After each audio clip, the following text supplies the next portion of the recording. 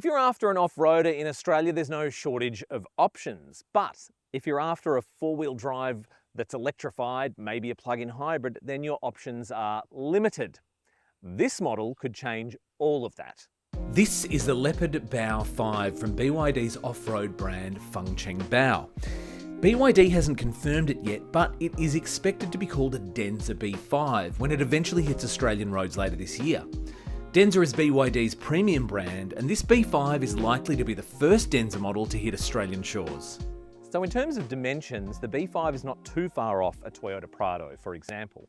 But if you have a look at it, it doesn't look much like the Shark 6, despite having the same platform and powertrain.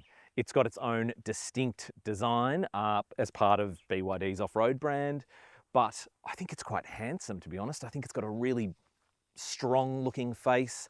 You've got these big headlights, the nice grille that's not too overdone, and of course all of the chunky off-road bits you can expect, like the bumper and these massive wheel arches, and of course the cladding that goes all the way around the car. I think it's a really smart design.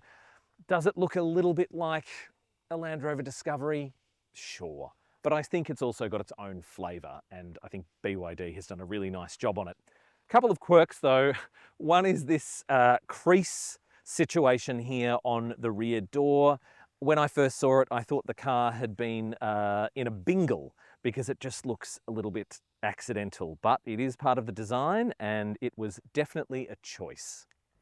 The B5 is strictly a 5-seat proposition only, but it is a sizable 5-seater. And I've got to say, I've been really impressed with the quality of the interiors of pretty much every BYD I've been on this trip, and this car is no different. Everything looks quite premium.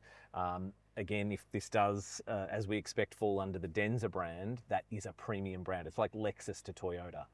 So it makes sense that this has an air of elegance about it, as well as also having a bit of a rugged vibe. You can really see with the dash design, you've got these massive grab handles at either end. I just think that's such a cool touch.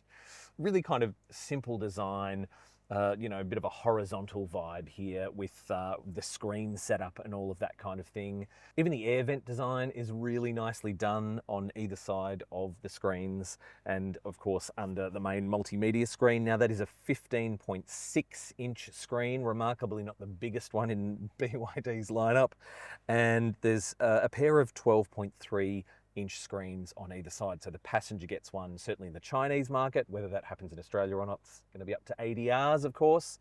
And the digital driver display is also 12.3 inches. The multimedia screen is very high tech. There's a lot going on in here, and it will take you a while to, you know, get your head around what's in here. But there's an enormous amount of off-road stuff hidden in this screen as well. And as you can see, all of these modes, there's no shortage of them. You can switch between them. It does some pretty cool stuff with the graphics.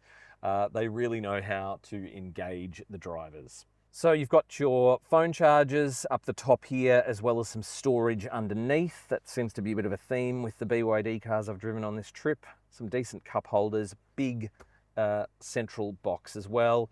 This bejeweled situation here, which has the you know, engine start button and drive modes and a few other things there, it's very glitzy and glamorous for an off-roader, but I kind of dig it.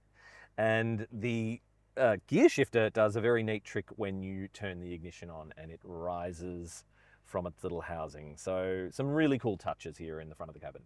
So as you can see, I've got quite a lot of space back here in the rear seat of the B5.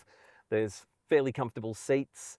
You've got amenities like you pull down armrest and that kind of thing. Lots of headroom. There's so much headroom in here, even with this massive panoramic sunroof. Heaps of tow room, large amounts of knee room behind my 6-foot tall driving position. And amenities include some lovely looking air vents. You've obviously got no transmission tunnel here, which is great for that middle seat passenger.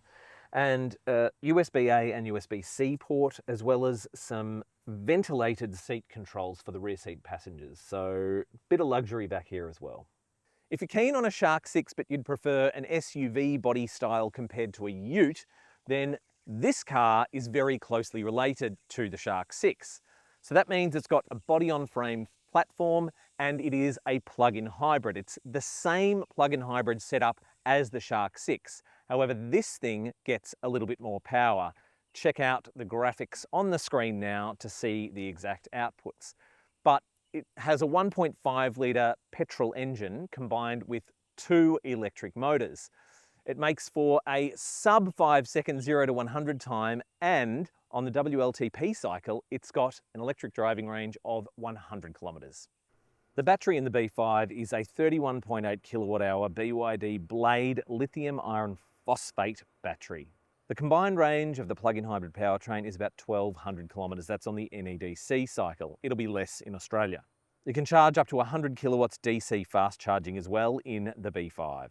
In unsurprising news for a big, heavy off-roader, there's quite a lot of lean in corners. Whoa, you can feel that. But over the ripple strips, that's pretty good, which you'd expect for something like this. Gee, this feels heavy.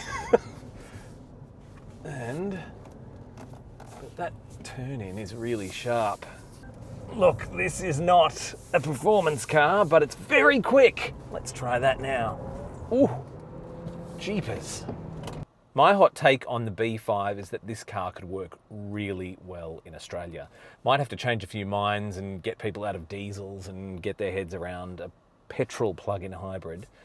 But if this is positioned smartly, they could sell a lot of these things. For more on any of the products we've driven here for BYD, Denza, the whole kit and caboodle, head to carsguide.com.au.